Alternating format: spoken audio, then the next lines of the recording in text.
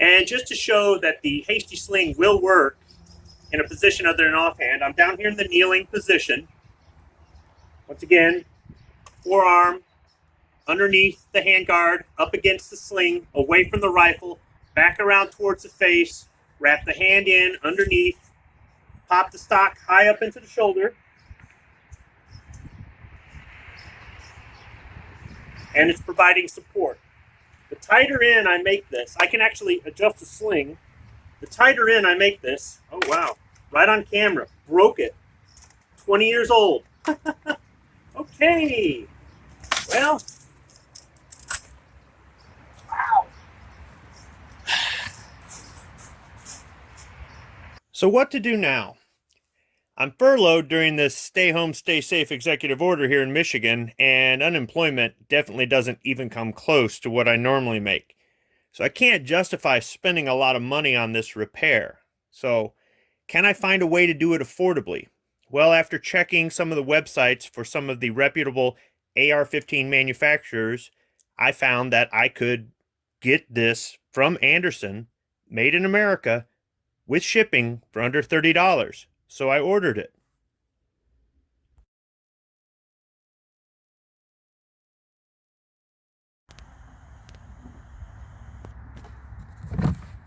It's here. All right, we're down on the reload bench.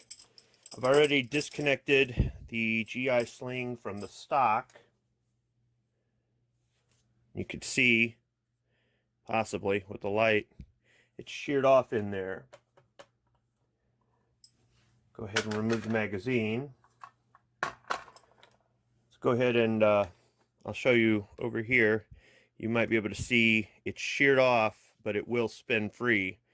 Here's a spring for the detent. There's a detent in there for the takedown pin. I'm going to go ahead and remove the spring so I don't lose it.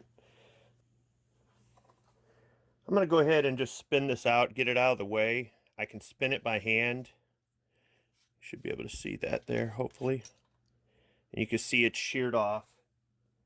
And because there's no tension here on the back of the bolt carrier group from the buffer spring, I can't really separate these two, even though the takedown pin just slops right out of there. I don't know if I have enough thumb strength to push it forward.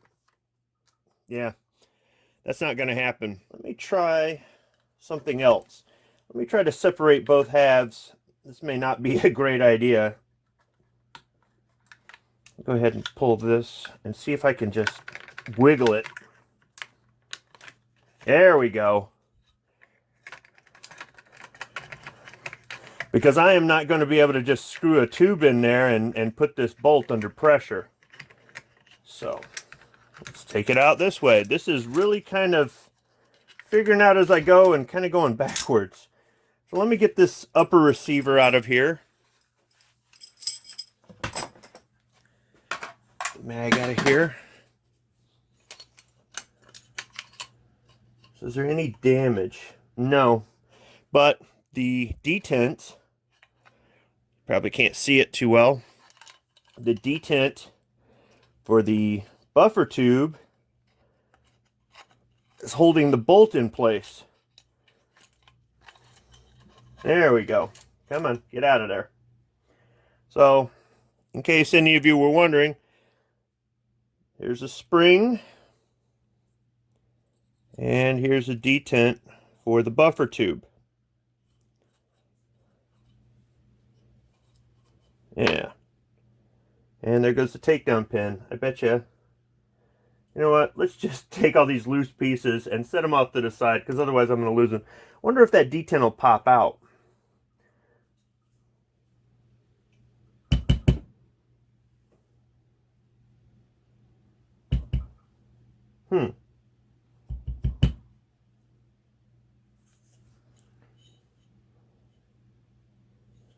I think it's in there still.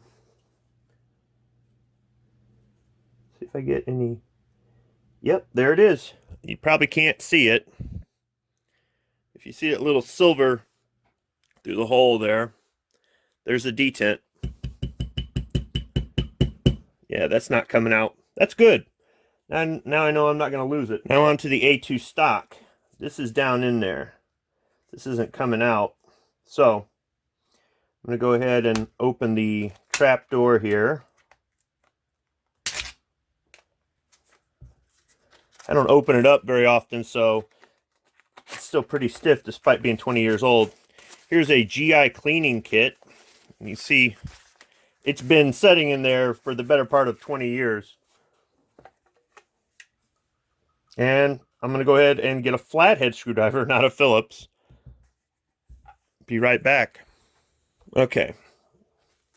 Let's go ahead and use toolkit from Grace.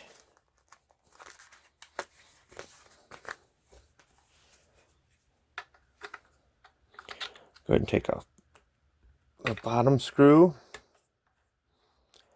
This has only been taken apart once in the past 20 years, and that was last year when this somehow worked itself loose and there was a gap and the spring came out and actually bent. At that point, something happened, and that was probably where this thing, maybe it was already starting to crack or shear, I don't know, but I didn't notice any problem at that point.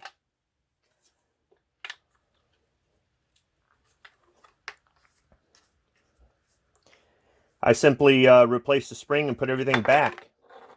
Unless I screwed something up, which is entirely possible.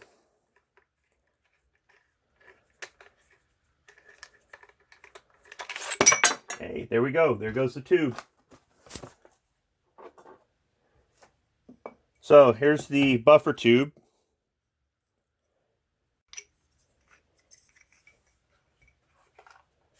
Let's go ahead and just take this off the rest of the way. So there's the trapdoor butt. That's what it looks like. Hollow. So now on to the unboxing.